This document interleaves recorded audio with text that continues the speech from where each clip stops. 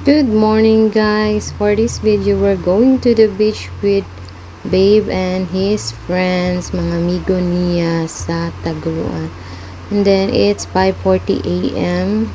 Nagwait na lang mi siyang friend nga maabot, and then while waiting, kape-kape. By the way day guys, di na kape ako. It's Milo kay dili ko ganag coffee. Nice kayo ang adlaw karon guys, kay it's cloudy day, di ba? Bago pa gid ni subang ang adlaw.